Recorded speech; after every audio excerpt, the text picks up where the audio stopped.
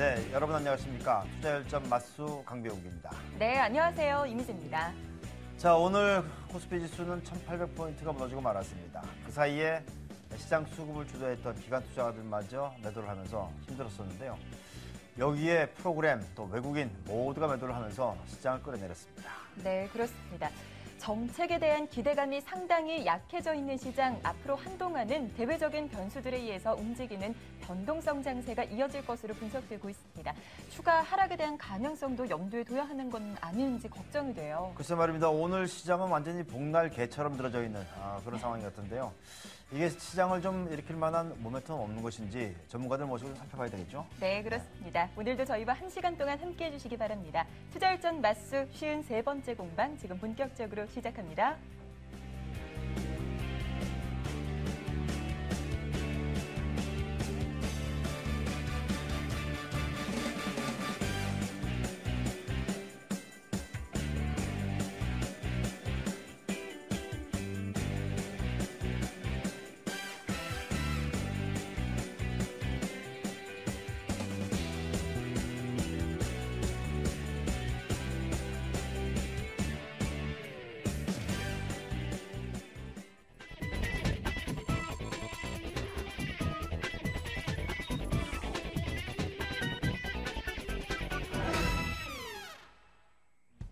네, 투자열전 맛수 수요일 순서 함께하고 계십니다. 오늘 역시 화제 남녀, 화제 랭킹으로 문을 열도록 할 텐데요.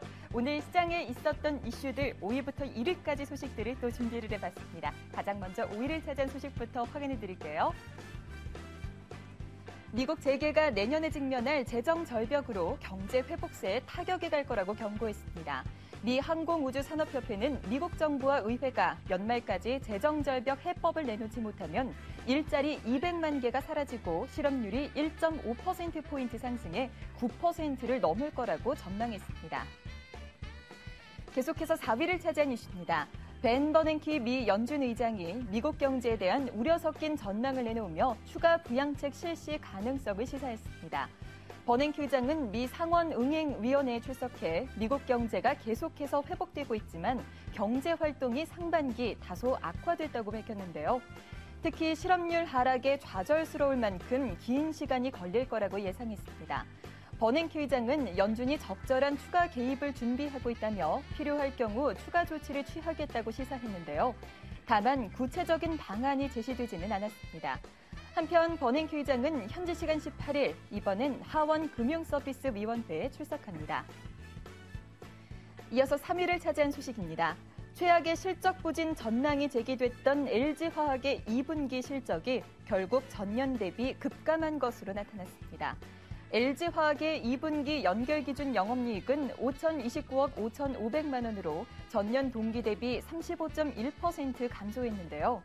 4월 중순 이후 국제유가가 추세적으로 급락하면서 전반적으로 정유와 연계된 부분의 실적이 곤두박질쳤습니다. 이런 가운데 이미 일부 국내외 증권사들이 LG화학의 목표 주가를 하향 조정한 상태여서 추가적인 조정이 이뤄질지 관심이 집중되고 있는데요. 일례로 모건 스탠리는 LG화학의 목표 주가를 종전 46만 원에서 41만 원으로 KTB 투자증권은 40만 원에서 36만 원으로 낮춰 잡은 바 있습니다. 2위를 차지한 소식도 열어볼게요. 공정거래위원회가 결국 은행권에 칼을 빼들었습니다. 양도성 예금증서, CD금리 담합 의혹에 대해서 증권사에 이어 시중은행들을 대상으로 조사에 나선 것인데요. 금융권에서는 이제 본경기가 시작됐다는 반응입니다. 증권사에 대한 조사는 전초전이었고 최종 목표로 삼은 곳은 은행이라는 얘기죠. 한국 경제의 뇌관으로 자리 잡은 가계대출 문제를 해결하기 위해 은행권의 금리 인하를 압박하기 위한 수단으로 공정위 카드를 꺼내들었다는 얘기입니다. 토러스투자증권은 실제 담합 혐의가 있는지 여부는 알 수 없지만 결국 CD금리 하락으로 이어져 은행에 악재로 작용할 거란 분석을 내놨습니다.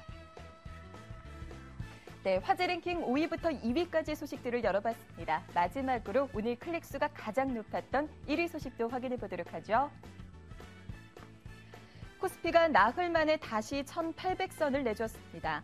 전날까지 증시 상승을 이끌었던 기관이 매도 규모를 키우며 하락장을 주도했는데요. 북측의 정오 중대보도 예고에도 불구하고 1800선을 지켰던 증시는 오히려 2시 이후 낙폭을 키우더니 결국 1.48% 하락한 1794.91에 장을 마쳤습니다. 전문가들은 증시 하락을 두고 뚜렷한 이유가 없다며 상승 동력의 부족을 배경으로 들고 있는데요.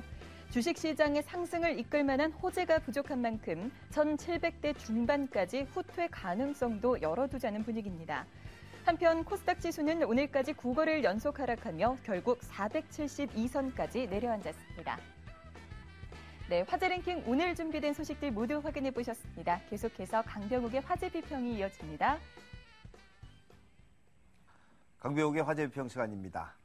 오늘 북한이 예고한 중대 보도가 김정은 국방위원회 제1위원장에게 원수 칭호를 부여한다는 내용으로 알려지면서 보도 직전에 치솟았던 북한 관련주들이 일제히 떨어지는 그런 모습을 보였습니다.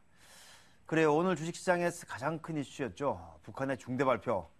나쁜 얘기는 아닐 줄 알았지만 이런 내용 없는 것일 줄이야 몰랐습니다. 이거 원수 칭호 지가 알아서 하면 되는 것이지 그걸 꼭 저한테 얘기하고 단다고 말이죠. 정말 오늘 우리 모두가 김정은에게 낚였습니다. 자, 두 번째 소식입니다. 코스닥이 12년 만에 9거래일 연속 하락했습니다. 지수는 갈피를 잡지 못하고 오르락내리락 반복하다가 1.6%대의 하락으로 마감했는데요. 코스닥 지수가 9거래일 연속 하락한 것은 지난 2005년 5월 24일 이후에 12년 만에 처음이라고 합니다. 지난주 후반 코스닥의 수급이 사실 깨졌습니다. 그리고는 힘을 못 쓰는 상황인데요. 개인들이 이번에 또 당한 것은 아닌지 걱정이 많습니다. 그렇기 때문에 시장에서 기관 투자가들을 개미핥기라고 하는 그런 표현을 쓰는데요. 정말 이번에 개인들이 쪽쪽 빨리는 건 아닌지 걱정이 됩니다. 자, 세 번째 소식입니다. 퇴출 위기까지 몰렸던 러시안 캐시가 기사에 상했습니다. 그동안 발목을 잡았던 법정 이자율 위반 논란에서 어느 정도 자유로워졌기 때문인데요. 더욱이 수건 사업이었던 해외 진출에도 성공하면서 제도약을 깨하고 있다고 합니다. 그동안 중단됐던 TV 광고, 무대리도 또 보게 생겼습니다. 서민금융이라고는 하지만은 고리대금업을 하는 대법체들이 성행하는 것은 결코 좋은 일은 아니죠. 혹시 저축은행에서 했었던 일, 이런 것들이 벌어진 거 아닌지 모르겠습니다. 돈이 흐르는 곳 별로 깨끗이가 않아서 해본 생각입니다. 마지막 소식입니다. 공정거래위원회가 CD금리 관련 조사를 하면서 10개 증권사에 이어서 은행권으로 전방위 확산을 시키고 있습니다. 오늘 업계에 따르면 오전 10시경부터 각 시중은행의 공정위 조사관들이 두세 명씩 조를 이뤄서 현장 조사를 나왔다고 하는데요. 이 공정위와 금융당국의 한판 힘겨루기가 시작되는 것은 아닌지 모르겠습니다. 이때 기관의 자존심을 걸지 말고 국민의 이익을 걸고 일해주시기 바라겠습니다. 우리나라는 국민의 이익보다는 당국자의 이익을 먼저 고려하는 일이 너무 많아서 한번 생각해보는 일입니다. 지금까지 화제담내였습니다.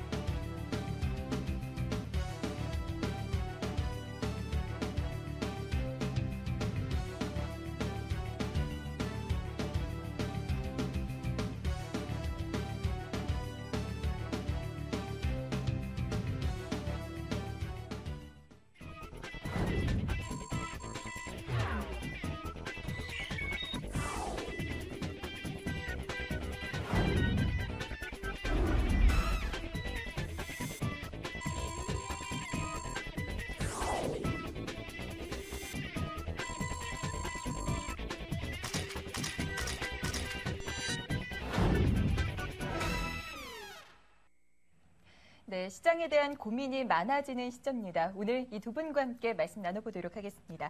KTB 투자증권 역삼지점의 김준영 지점장, 우진투자 컨설팅의 이성규 팀장 자리하셨습니다. 두 분 어서 오세요. 안녕하십니까? 네, 안녕하십니까? 자, 시장이 불안불안하더니만은 결국 1,800포인트가 밀리고 말았는데요. 정말 어려운 시장인데 두 분 어떻게 대응하셨는지 좀 물어보도록 하겠습니다. 자, 김준영 지점장께서는 어떻게 대응하셨어요? 저는 오늘 그 김정은 그 발언 그런 것 때문에 네. 약간 좀 재미는 있었습니다. 아주 또 귀재 같은 또 트레이딩에. 근데 이제 항상 그 대북 관련 그런 악재가 나오면 주가는 일시적으로 좀 흔들리거든요. 그럴 때 좀 우리가 단기 수익을 노릴 수 있는 기회가 되죠. 이번에도 역시 마찬가지였습니다. 큰 물에서는 힘들었지만 그래도 곧 그렇죠. 단기 매매를 할 수 있는 것은 좋았다. 네. 이제 그런 말씀으로 알겠고요. 이성규 팀장께서는 어떠셨어요? 네, 오늘 전 솔직히 말씀을 드리자면 대응을 뭐 전혀 하지 못했습니다. 아니 그러니까, 지금까지는 거짓말했습니까 그러면? 네, 아니 그때는 사실대로 다 말한 거였는데요. 예. 예, 왜 그러냐면 그 말 그대로 말씀하신 것처럼 그 김정은 이 발표에 대해서 굉장히 좀 촉각을 곤두세웠는데 어떻게 보면 뒤통수 맞은 격이죠. 뭔가 큰 게 맞아요. 나올 줄 알았는데 그런 것도 없었고, 그러니까 그러고서 이제 증시는 그 이후에 별다른 것도 없는데 또 하락을 하는 거죠. 그러다 보니까 계속해서 이게 도대체 무슨 일일까? 저도 한참을 하루 종일 고민했던 하루였던 것 같습니다. 그러면 결론은 찾으셨어요? 결론은 네 찾긴 찾았습니다. 그러면 그래서 좀 30초 이따가 뒤에. 네 그때 말씀드리도록 예. 하겠습니다. 자, 시장이 방향성은 주체치고 이 모멘텀이 좀 있어야 될 것 같은데요. 너무 축 처져 있습니다. 오늘 전문가분들 모셔 살펴볼 텐데요. 먼저 오늘의 주제부터 보시겠습니다.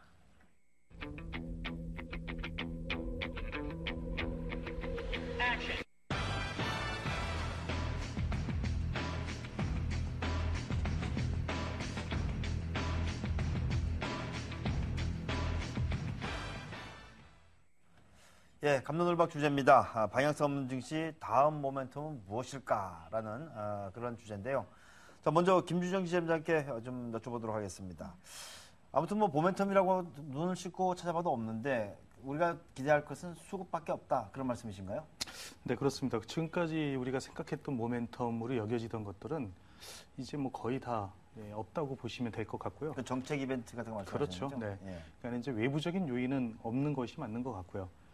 결국은 상승 모멘텀이 될 수 있는 것은 결국 외국인들 수급 이런 것들이 얼마나 이제 좀 강하게 위로 올려주느냐, 그것이 우리 시장의 가장 큰 모멘텀으로 작용할 것 같습니다. 네, 그렇군요. 이성규 팀장께서는 모멘텀이 없는 지금의 증시가 오히려 기회가 될 수 있다라는 말씀이시네요. 네, 그렇습니다. 근데 원래 증시라는 게 그렇죠. 그러니까 모멘텀으로 움직이고 내려가고 그렇게 하는 것이 바로 이제 우리가 맨날 이렇게 보는 그 증권 시장이라고 볼 수 있겠는데 사실상 지금 모멘텀이 없죠. 아무것도 없다 보니까 일종의 그 모멘텀 자체는 주가를 거품 현상을 만든다고 저는 그렇게 생각하는 바입니다. 그래서 없는 게 오히려 거품이 꺼지고 그만큼 가격 거품이 꺼졌기 때문에 그게 오히려 모멘텀이 있을 수 있다라는 것으로 좀 역발상으로 이렇게 말씀을 드리도록 하겠습니다. 네, 아무튼 뭐 무슨 말씀이신지 어렵긴 하지만 그래도 이해를 못할 건 아닌 것 같다는 생각이 들기도 합니다. 자, 그러면 먼저 첫 번째 쟁점으로 좀 가보도록 하겠습니다. 지금 잠시 말씀 나눴었는데요. 시장 모멘텀이 있는지 없는지 그게 문제인 것 같습니다. 당분간 시장에 기대할 만한 모멘텀이 있을지 없을지 두 분 어떤 의견을 가지고 계십니까? 일단 어떻습니까? 없습니다. 있습니다. 자, 김주현 지점장께서는 뭐 좀 전에도 말씀해 주셨지만 수급을 제외하고는 어떤 정책적이라든지 이런 것들은 기대하기 어렵다. 네, 그런 말씀이세요? 네, 그동안 우리 시장을 보면은요, 항상 요 며칠도 마찬가지입니다. 이제 QE3 기대감 때문에 주가가 한 며칠, 한 3일 정도 상승을 했다가 결국은 뭐 버냉키 어떤 그 이야기 때문에 실망 매물이 이제 나오면서 또 다시 주가가 이제 제자리로 돌아와 버리는 그런 현상이 생겼는데 이것이 지금 이번 요 며칠 사이에 있었던 아주 단기간에 처음 있었던 그런 일들이 아니라 지금 현재 계속 진행되고 있는 일들이라는 것입니다. 그래서 결국은 시장에 상승하기 위해서는 결국은 어떤 내부적인 모멘텀이 있으면 외국인들이 들어오겠지만 그것이 지금 보이지 않기 때문에 수급이 얼마나 강하게 지금 바뀌느냐, 그것이 가장 큰 쟁점인 것 같습니다. 그러면 수급 변화 가능성이 있는 거예요? 가능성이 있는지는 이제 우리가 눈으로 확인을 해봐야 될 것 같습니다. 예. 예. 그러니까 지금 현재로는 지금 어떤 정책적인 면이나 그 어떤 외부적인 그런 환경들이 변화 가능성이 별로 없어 보이기 때문에 모멘텀이 없는 것이고요. 이제 과연 외국인들의 생각이 바뀌고 이제 정말 안정이 되었다라는 그런 어떤 입장이 확고해지면 그때부터 강하게 이제 매수가 들어오면서 반대 방향으로 갈 수 있겠죠. 우리가 그것을 확인하면 결국은 그때 그것이 저는 모멘텀으로 작용한다고 생각합니다. 네, 그렇군요. 네, 그러면 시장에 대한 판단부터 먼저 좀 해보도록 하죠. 현재 코스피 지수 1800선을 이탈한 상황입니다. 이성규 팀장님, 지금이 바닥이라고 보시는지요? 네, 일단 뭐 강하게 제가 뭐 바닥이다 이렇게 얘기할 수는 없겠습니다만 최근에 들어서 좀 이상한 현상들을 좀 이렇게 발견한 부분이 있습니다. 아까 네. 앞전에 이제 말씀드렸던 부분인데요. 그 힌트라고 할 수 있는 것이 뭐냐면 최근에 그 우리 개인 투자자분들이 제가 이제 여러 가지 들은 바로는 이 주식시장이 너무 어렵다 보니까 뭐 선물하고 옵션 시장을 그렇게 각광을 받고 있다고 합니다. 그래서 이쪽으로 많이 오고 실제적으로 증권사에서도 영업사원들도 선물 옵션 쪽을 좀 이렇게 고객들을 유치하려고 하는 그런 경향들이 상당히 많은데요. 그 시점과 공교롭게도 이 개인들의 그 선물 투자 포지션하고 옵션 투자 포지션하고 외국인들의 선물 옵션 투자 포지션하고 완벽하게 좀 다른 양상들을 보였습니다. 네. 예. 근데 그것이 어떻게 되냐면 예를 들어서 개인들이 선물에서 매도 공세를 펼칠 때는 외국인들이 선물에서 매수로 반대로 대응을 하게 됩니다. 대응을 하는데 그 상황에서 외국인들이 또 현물은 어떤 포지션을 가져가냐면 매도를 일관을 시킨다는 거죠. 그러니까 매도를 시키게 되면 베이시스가 당연히 벌어지게 됩니다. 외국인들이 가장 어떻게 보면 그 영향을 크게 끼치는데요. 그렇게 봤을 때는 일단 프로그램에서 매수가 당연히 들어오게 됩니다. 베이시스가 커지게 되면 당연히 들어오게 되는데 그럴 때 외국인들이 선물에서 계속해서 끌어올려 버리기 때문에 결국에는 개인들이 선물에서 손실을 보고 나올 수밖에 없다라는 거죠. 현선물 규모를 보게 되면 그러니까 현물에서 저렇게 손실을 봤다고 하더라도 선물에서 워낙 큰 이익을 외국인들이 지금 가져가고 있기 때문에 그 부분에 대해서는 계속해서 외국인들의 수급적 요인이 작용하고 있지. 물론 외부적인 요인들이 있습니다. 뭐 Q3가 실망이다. 그것들은 지금 제가 봤을 때는 이 장세는 핑계라고 보고 있고요. 그런 것들을 감안했을 때 어제장도 특히나 그랬었고요. 오늘장도 마찬가지였습니다. 오늘장도 마지막에 외국인들이 계속해서 선물 포지션 매도로 일관을 했죠. 그리고 현물에서는 매수를 보이면서 베이시스를 좁혀놓고 베이시스 좁아지니까 프로그램이 계속해서 매도 물량들이 나오는 겁니다. 그거 오늘 개인 투자자들이 오전만 하더라도 선물에서 매수를 보였는데 결국 손실을 보고서 매도로 또 전환했죠. 근데 막판에 보게 되면 또 외국인들은 선물을 매수해놓고 프로그램 매도세, 그러니까 현물을 매도하면서 베이시스 벌려놓고 또 프로그램이 들어오게 만들었습니다. 결국 이것도 보게 되면 개인 투자자분들이 또 손해를 본 것이죠. 이런 현상들이 계속 일어나고 있기 때문에 저는 그것을 우선 여러분들이 투자를 하시기 전에 그 점을 우선 확인하시기 바라고요. 전체적인 사실 모멘텀이라든지 그런 것들은 제가 봤을 때 그렇게 지금 현재 증권 시장에 영향을 끼치고 있는 것 같지는 않습니다. 순전히 수급 상태가 굉장히 어지럽게 만들고 있다는 점을 말씀드리겠습니다. 지금 이제 뭐 현선물 얘기하니까 조금 헷갈리는 부분들이 있는 것 같은데 외국인들이 현물을 팔면은 베이시스가 콘텐츠가 되잖아요. 예, 그렇죠. 그러니까 그러면 프로그램 매수가 들어올 텐데. 네, 그렇죠. 그렇게 해놓고 프로그램 매수가 들어오는데 그 프로그램 매수가 워낙 대량으로 들어오지 않습니까? 또 프로그램 자체는 우리 시청자분들 아시는 분들도 계시겠지만 프로그램이 여러 구간에 나눠져 있습니다. 그래서 매수가 만약에 들어왔을 때 한 프로그램이 다른 프로그램에 매수를 발생시킬 수 있는 구간까지 올라가게 되면 이 프로그램이 또 올라오게 되고요. 매수가 연달아서 올라가죠. 여기까지 하겠습니다. 네. 왜냐하면 이게는 지금 이제 그 일반 투자자분들이 쉽게 이해할 수 있는 부분이 아니기 때문에 네. 나중에 그림을 좀 그려서 좀 가져오세요. 네, 좀 제가 그렇게 해야 될 것 같습니다. 왜냐하면 이거 그냥 말로 들어서는 해결이 안 될 것 같아요. 네. 예, 네. 알겠습니다. 자, 그러면 김진현 지점장께서는 현재 시장 어떻게 파악하고 계신지도 좀 들어보고 싶은데요. 우리가 바닥이라고 지금 생각되는 것과 바닥이라고 여기고 싶은 것과는 엄연히 차이가 있습니다. 제가 볼 때 지금 우리 시장은 투자자들이 바닥이라고 생각하고 싶은 거지 바닥이라고 확인된 것은 아니다라고 저는 말씀을 드리고 싶습니다. 차트를 좀 보시면서 네. 이야기를 제가 좀 드리겠습니다. 여기 지금 우리 코스피 지수 차트를 보면 제가 여기 이렇게 밑줄을 그어놨는데 여기 보시면 벌써 지금 오늘이 그 1800선 근처에서 지지를 받는 게 이제 오늘로서 5번째입니다. 일반적으로 주식이라는 것은 항상 똑같은 지점에 오게 되면 사람들이 항상 그렇게 생각을 합니다. 어떤 주가가 10,000원이었는데 13,000원 가서 수익이 나면 또 10,000원이 오면 매수를 해서 또 13,000원 가서 수익을 낼 것이라고 우리가 예상을 하고 그렇게 생각을 하고 매매를 하는데 결국 추세는 언제 한 번은 이탈하게 돼 있습니다. 위로 가든지 아래로 가든지. 그러나 이렇게 똑같은 지점을 5번씩이나 오게 되면 그 지점이 깨질 가능성이 상당히 많아진다는 증거입니다. 그래서 지금 상황은 섣불리 바닥이라고 예측을 해서 매수를 하시거나 그렇게 하시는 것보다는 조금 더 지켜보시는 것이 현명한 투자자라고 생각이 들고요. 지금 현재 이렇게 차트를 보시면은 차트가 마치 우리가 머리 위에다가 큰 돌덩이 바위 덩어리를 얹어놓은 것 같은 그런 느낌입니다. 그냥 우리가 쉽게 생각할 수 있는 이동평균선, 21 이동평균선에 주가가 도달을 하게 되면 계속 밀려 내려오는 그런 모습들을 계속 보이고 있는데 결국 이러한 것들은 그만큼 수급이 취약하다는 것을 의미하고요. 그다음에 지금 방금 이성규 팀장 말씀하신 것처럼 그런 어떤 선물과 현물 사이의 그런 게임을 통해서 외국인들이 수익을 챙기고 있는 것은 제가 볼 때에는 장기적인 어떤 포지션을 가져간다기보다는 지금 이런 그 작은 박스권 상황에서 자기들이 단기적인 어떤 차익을 누리기 위해서 지금 어떤 플레이를 하고 있는 것이지 그것이 장기적인 포지션으로 지금 상승 추세를 만들기 위해서 그런 것이다라고 저는 생각하지 않습니다. 네, 그렇군요. 자, 어쨌든 뭐 시장 상황이 녹록진 않고 또 별다른 모멘텀이 없는 건 사실이지만 그래도 버냉키 의장이 어제에 이어서 오늘 또 하원에서 증언을 하게 돼 있습니다. 사실 어제는 뭐 큰 이야기가 없긴 했는데 오늘 또 무슨 얘기를 할지는 사실 모르죠. 그런데 이 버냉키 효과가 진짜 애초부터 있었던 건지 없었던 건지 그것도 좀 보도록 하겠습니다. 이성규 팀장께서는 버냉키 효과 우리가 기대는 많이 했는데 사실 그 큰 기대는 안 했던 사람들도 있고 그래요. 어떻습니까?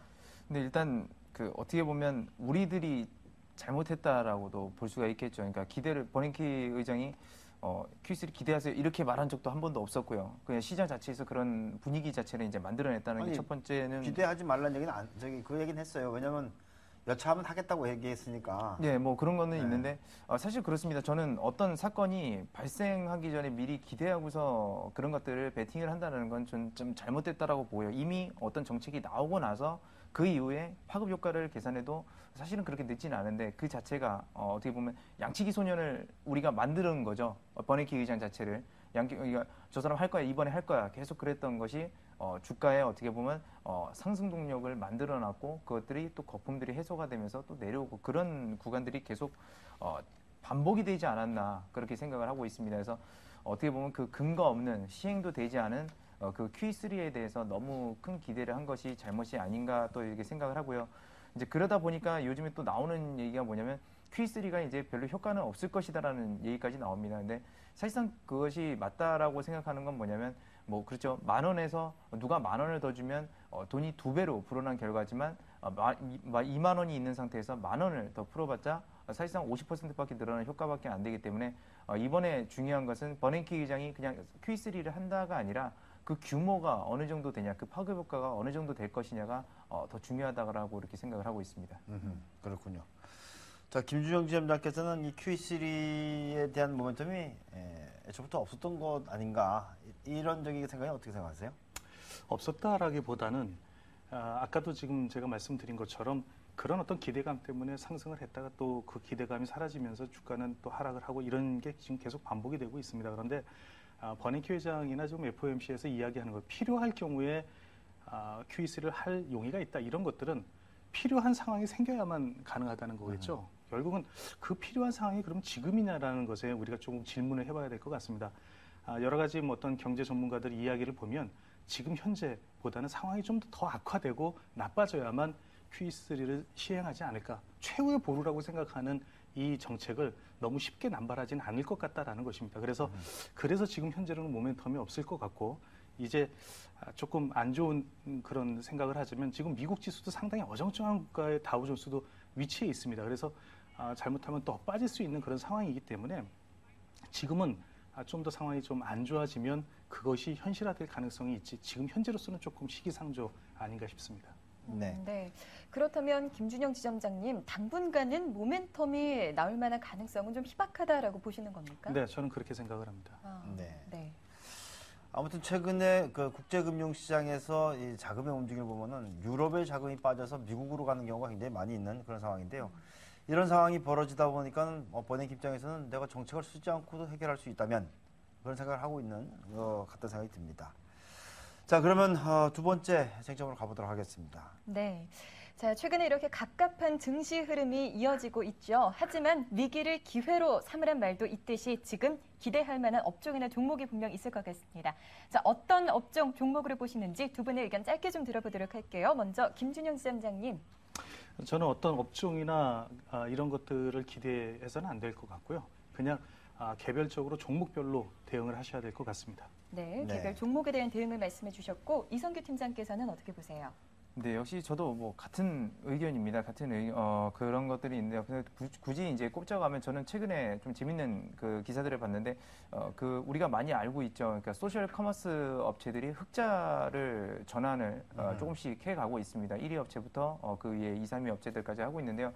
이게 참 재밌는 게 그냥 과거에는 말 그대로 그 업체들이 단순히 그냥 그렇게 자기네들의 그 어떤 그 사업을 위해서 그렇게 했는데 요즘에는 어떻게 나오냐면 그 포털 인터넷 사업자들하고 연결이 돼서 그 사람들을 한데 몰아주는 그 일종의 말하면 소셜 모험 쇼핑이라고 해야 될까요? 그런 것들이 많이 생겨나고 있습니다. 근데 사실 그렇죠. 쇼핑이라는 것이 과거에는 어떻게 보면 여성의 전유물이었는데 이런 것들이 남성이 이용하는 추이가 더 많다라는 겁니다. 그만큼 이용하기도 편하고 이용하기도 편하고 그만큼 보기도 편해서 많이 쓰는 것 같은데요.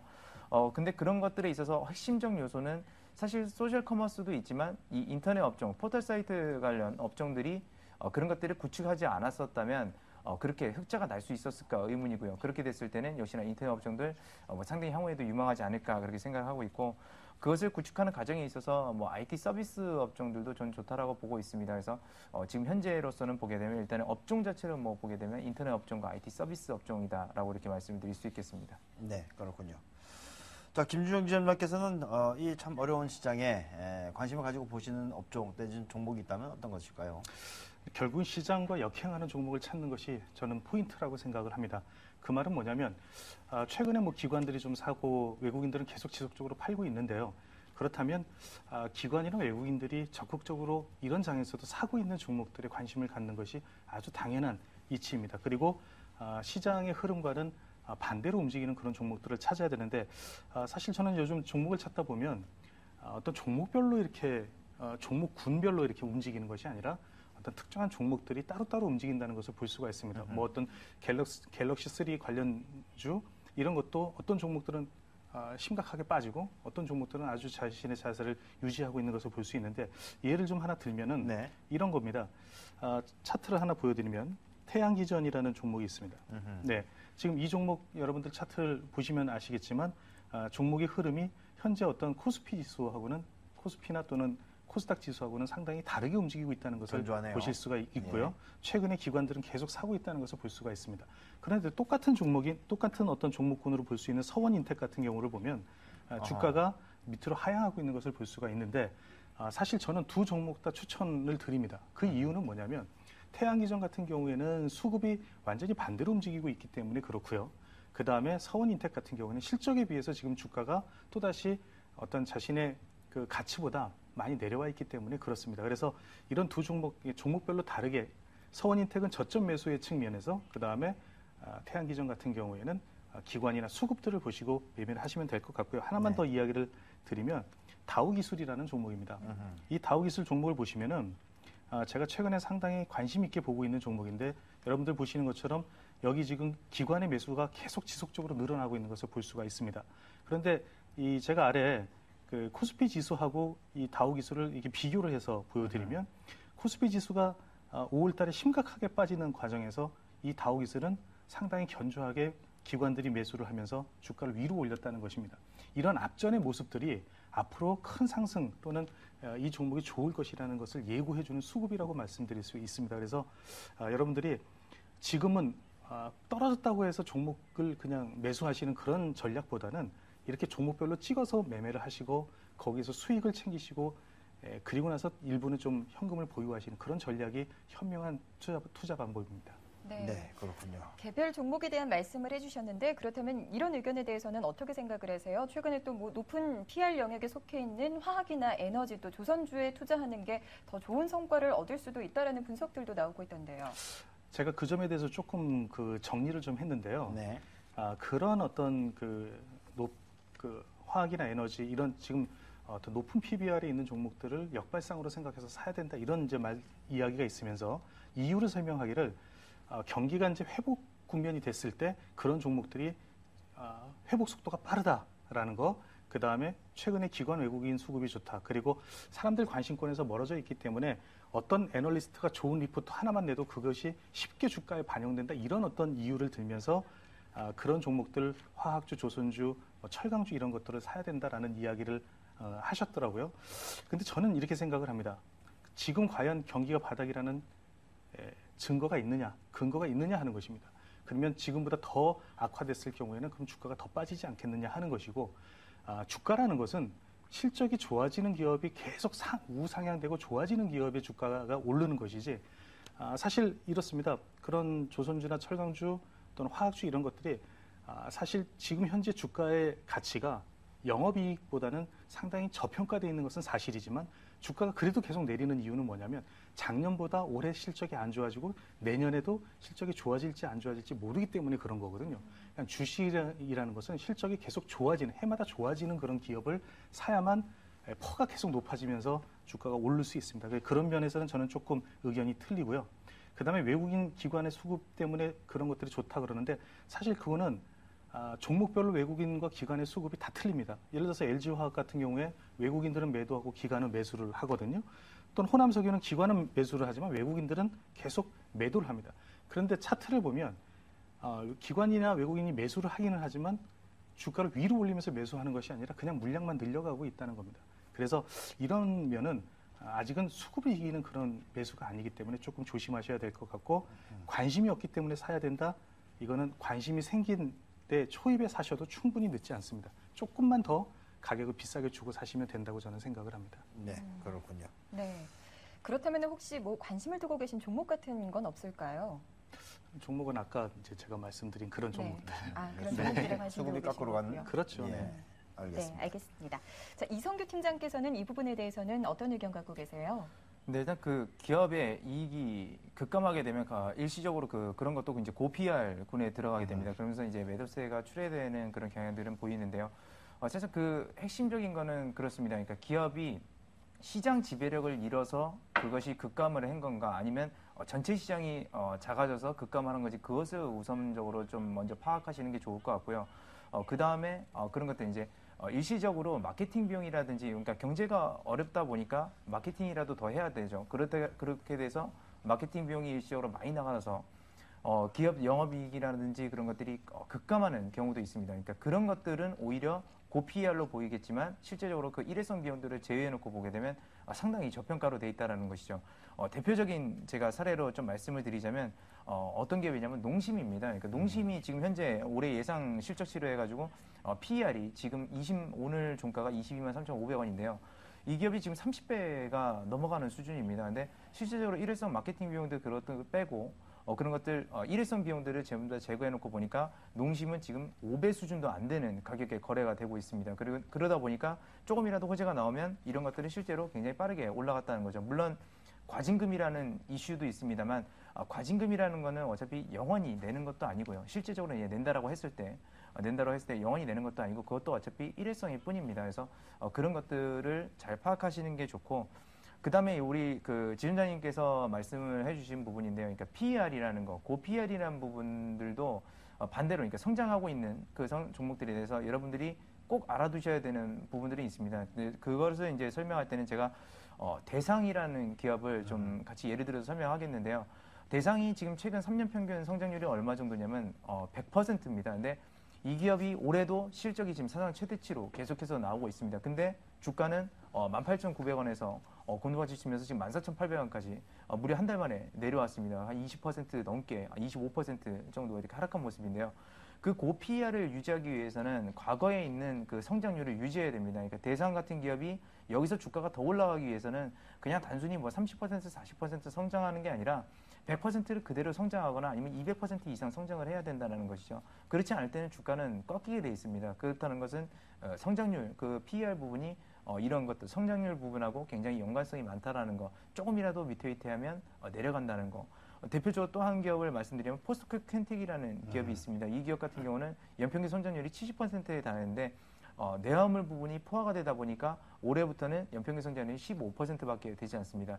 실적 작년보다 좋습니다. 훨씬 더 좋고요. 그런데도 주가는 그때 20만 원 넘어가는 선에서 지금 현재 13만 원대까지 내려와 버린 거죠. 그런 점들을 좀 명심하시면서 분류하셔가지고 투자를 하셨으면 좋겠습니다. 네. 저희가 이제 그 박스권 장세에서 그 매매가 좀 유효할 만한 종목들 뭐가 있을까라고 질문 드리려고 했는데 우리 김준영 지점장께서는 다 말씀을 해주셔서 이성규 팀장의 종목 좀 들어보도록 하겠습니다. 지금 시장이 좀 지지부진한데 이럴 때 좀 트레이딩 할 만한 아니면 좀 매수할 만한 종목들이 있을까요? 뭐 앞전에 잠깐 말씀을 드렸지만 일단은 첫 번째로는 농심이라는 농심. 기업을 말씀드릴 수 있겠고 지금 여기 하얀 라면 있을 때는 좀 저기 그 절더니만은 빨간 네. 라면으로 들어오니까 올라가는 것 같아요. 근데 그 하얀 라면 자체도 저도 그때 봤을 때는 사실 그랬습니다. 그게 일시적 유행이라고 저는 그렇게 판단을 했고요. 근본적인 시장 지배력을 농심의 시장 지배력을 뭐 이렇게 할 수는 없다라고 이렇게 보고 있고. 근데 그 재밌는 얘기를 하자면 옛날에 그 신라면 블랙이 나왔을 네. 때 주가가 엄청나게 급등을 했다가 안 좋으면서 정부에서 제재를 받으면서 또 내려왔지 않습니까? 근데 그렇죠. 그 블랙 신라면이라는 게 실제적으로 제가 먹어보니까 무슨 뭐뭐 곰탕면하고 그다음에 그 신라면이랑 섞어놓은 맛하고 그건 똑같았습니다. 그냥 이야기하세요. 괜찮아요. 네. 안 때릴게요. 사리곰 너 때리실 줄 알고요. 네, 사리곰탕면이랑 그 섞어놓은 맛이죠. 그러니까, 근데 그거를 말 그대로 시장에서 보고서를 내놓을 때 그 제품에 대해서 프리미엄을 효과를 줬던 게 또 전 잘못이라고 보고 있고요. 그러니까 지금 7년 정도 20만 원 선은 깨지 않고 있습니다. 근데 영업이익은 물론 폭발적 성장은 아니지만 이 기업이 계속해서 성장을 하고 있습니다. 그렇게 당하면서 시장에 외압을 받으면서도 계속해서 성장해가고 있다는 거죠. 그러면 언젠가는 농심은 이렇게 있다가 박스권 뭐 계속 등락 20만 원에서 26만 원선 등락을 할 수 있겠지만 언젠가는 저는 이것을 돌파해낼 거라고 저는 생각하고 있기 그러니까 때문에 다른 음식료들이 선전할 때 농심은 옆으로 기었어요. 그렇죠? 예, 그렇습니다. 예. 7년 정도 이제 겼으니까 충분히 전 겼다라고도 생각을 하고요. 시장 지배력도 다시 한번 확대하고 있기 때문에 또 워낙 탄탄해서 기업이 그렇게 크게 우려할 만한 것도 없다라고 생각해서 좀 박스권 트레이딩 관점에서는 농심을 좀 이렇게 추천을 드리는 바입니다. 네. 달랑 한 종목입니까? 앞전에도 말씀드렸던 거 있는데요.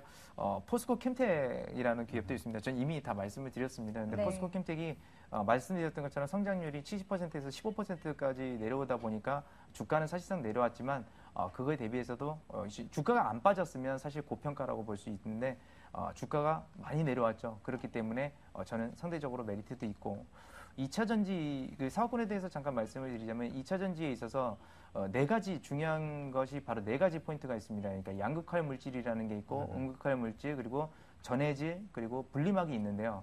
거기서 제일 중요한 것은 뭐 다 중요하지만 그 중에서 핵심 산업적으로 보게 되면 음극할 물질이 되게 중요합니다. 왜 여기가 중요하냐면 음극할 물질은 우리 국내 자체적인 어떤 보급률로 해가지고 1에서 2%밖에 되지 않았습니다. 98%의 시장이 남아 있는 거죠. 근데 양극할 물질은 포화 상태고요. 전해질도 엄청난 중소기업들이 많이 들어와 있습니다. 분리막 자체는 우리나라에서 유일하게 SK 에너지에서 하고 있죠. 그거는 뭐 기정사실화된 거기 때문에 그렇게 큰 성장 모멘텀은 없다고 보이고요. 시장 지배력을 넓힐 수 있는 건 음극할 쪽인데 그 중에서 국산화를 시킨 게 포스코 캠텍이 최초고 거기서 매출이 나오고 있다라는 겁니다. 그럼 점점 더 커지겠죠. 그런 점들을 봤을 때는 포스코 캠텍도 물론 박스권도 좋지만 우상향으로 가기 위해서 좀 안정적인 투자처가 아닌가 그렇게 생각하고 있습니다. 네, 알겠습니다. 자, 오늘도 이렇게 박스권 흐름 속에서의 시장 상황 그리고 그 안에서 어떤 종목들을 매매해야 될지 살펴봤는데요. 숨차게 달려왔습니다. 좀 쉬었다 가야 되겠죠? 네, 잠시 산책 좀 다녀올게요. Starry, starry night. Paint your palette blue and gray. Look out on a summer's day with eyes that know the darkness in my soul. Shadows on the hills. Sketch the trees and the daffodils. Catch the breeze and the winter chills.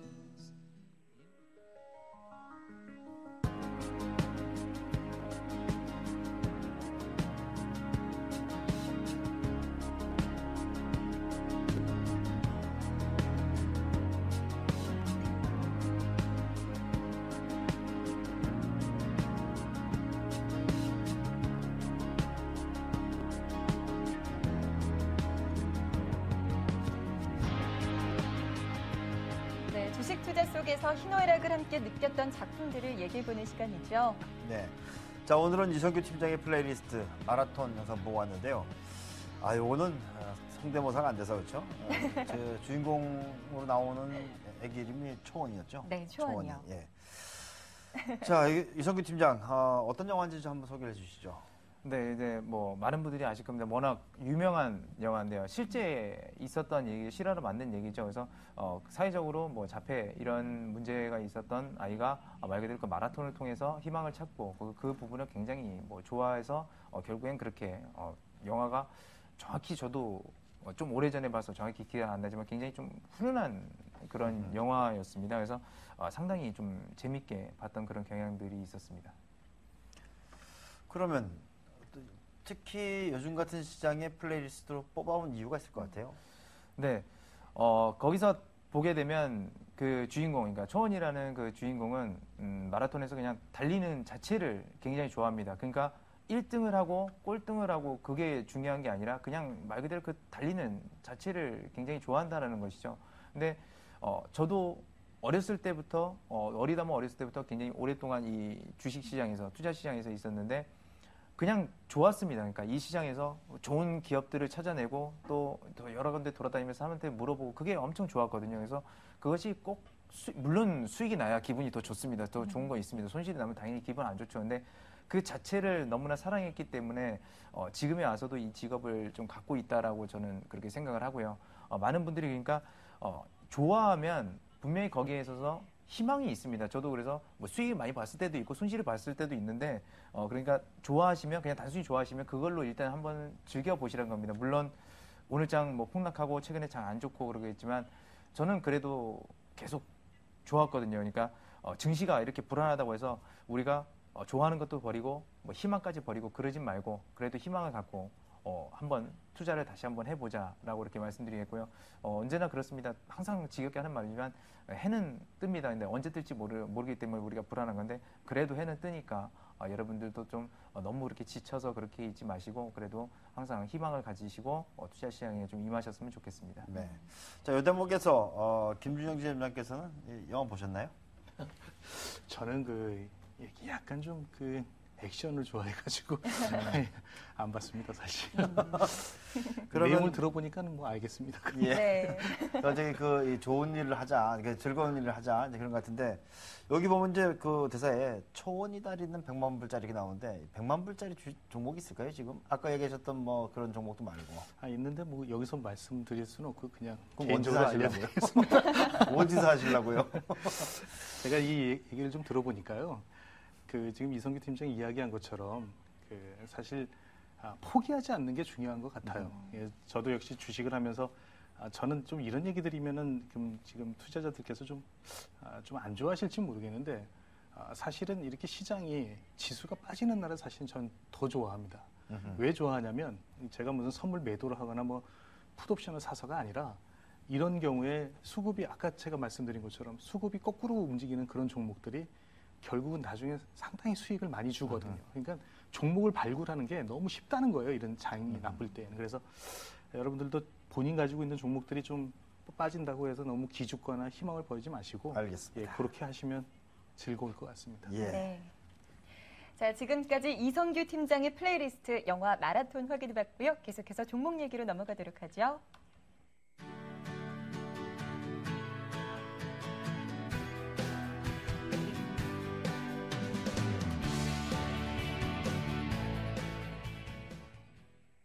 네, 사야 할지 팔아야 할지 종목 전략들 깔끔하게 정리해드리도록 하겠습니다. 결정적 한방. 자, 첫 번째 종목부터 얘기해 보도록 할게요. 오늘 실적 발표했죠. LG화학 2분기 영업이익 시장 예상한 대로 전년 동기 대비 감소했습니다. 자, LG화학 지금이 싸게 살 수 있는 기회가 될 수가 있을까요? 셀입니까? 바입니까? 셀. 바이. 자, LG화학 이성규 팀장께서 바이 얘기해 주셨는데요. 전략 좀 한번 세워주시죠. 네, 일단 LG화학의 발표가 났습니다. 물론 다 시장이 어떻게 보면 예상을 했던 결과죠. 전년 대비해서 큰 폭으로 좀 하락을 했지만 실제적으로 지금 증권사들이 컨센서스에 비해서는 상대적으로 좀 좋게 나왔습니다. 그리고 그만큼 주가는 분명히 어느 정도 반영을 이미 한 상태라고 이렇게 볼 수가 있겠고요.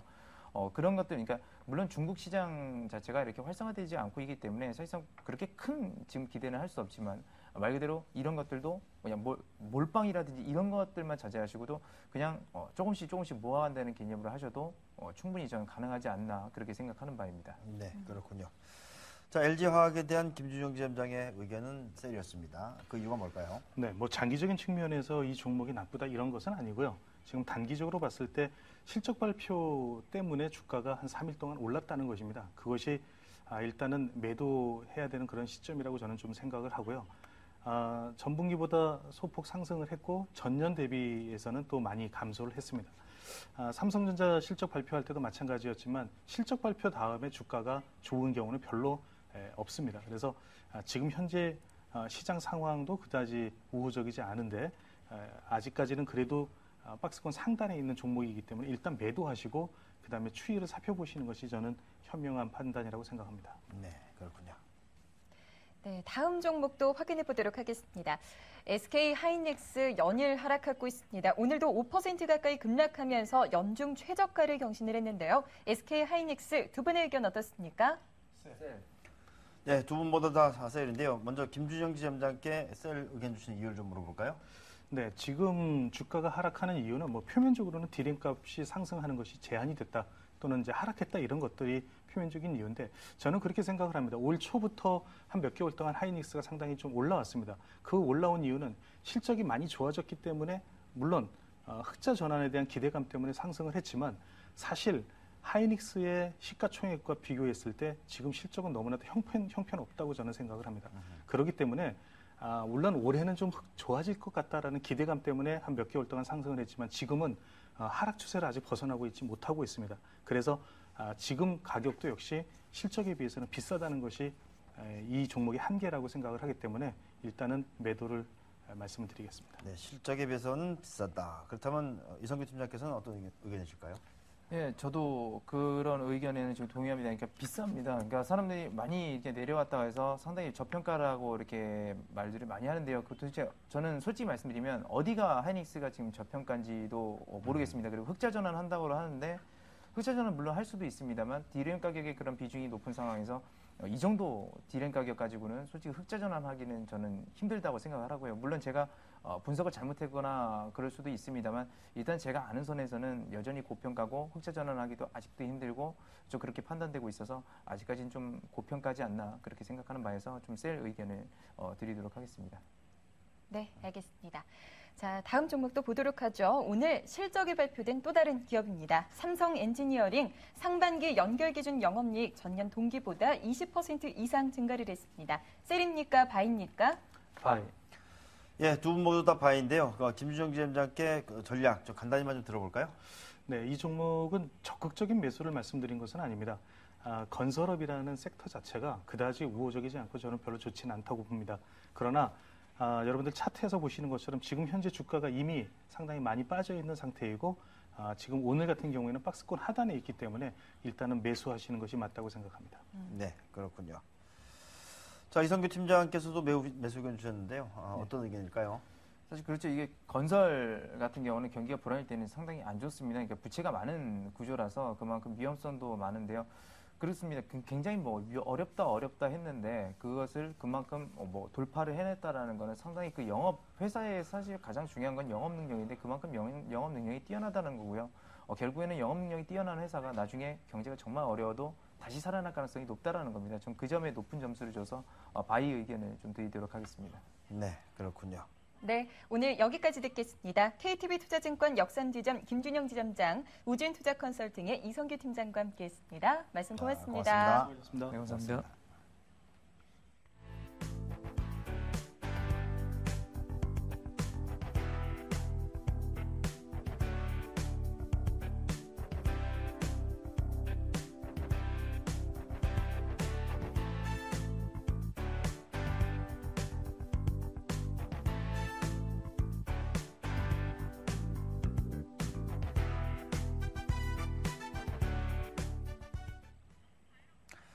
네, 오늘 새벽에 끝난 미국 시장은 벤 버냉키 의장이 미국 경제에 대해서 조금 더 안 좋은 뷰를 가지고 있다라고 하는 것이 오히려 QEC를 가져오는 것이 아니냐라는 생각으로 상승을 했었는데요.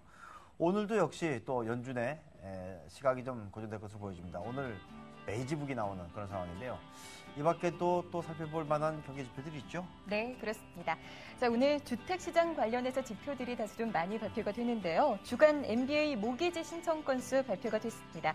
전주 대비해서 16.9% 급등한 것으로 집계가 됐고요. 이와 함께 지난달 주택 착공 건수도 발표가 됐네요. 76만 건으로 발표가 됐습니다. 전월 대비해서 6.9%가 증가를 했습니다. 네, 또 실적도 나옵니다. 최근에 이제 금융주들 실적이 잘 나오고 있는데요. 간밤에 나왔던 골드만삭스는 예상치보다는 잘 나왔지만 전체적으로 줄어들었었는데 오늘은 뱅크 오브 아메리카 실적이 나옵니다. 여러분들 관심을 가지고 좀 봐주시기 바라겠습니다. 네, 투자열전 마스 53번째 공방 오늘은 여기서 마무리하겠습니다. 저희 내일은요 재테크와 관련된 정보들 갖고 여러분 다시 찾아뵙도록 하겠습니다.